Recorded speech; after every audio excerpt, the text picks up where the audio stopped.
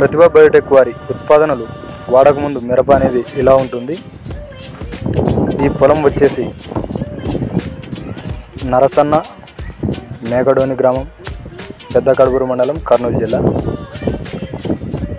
ప్రతిభ Biotech వారి ఉత్పాదనలు వాడకముందు రైతు సోదరులకు నమస్కారం.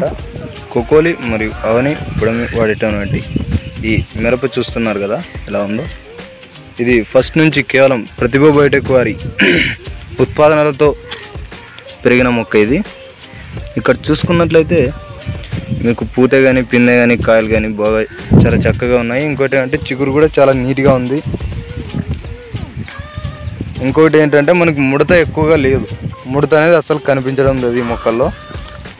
మీరు ఇక్కడ బాగా గమనించుకోవచ్చు. ముడత అనేది ఒక 1% కూడా మనకైతే కనిపించడం లేదు. చాలా నీట్గా ఉందన్నమాట.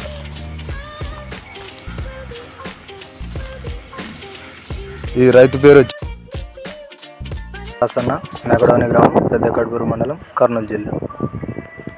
వాడిన తర్వాత ఈ విధంగా ఉంటుంది అన్నమాట మొక్కలు.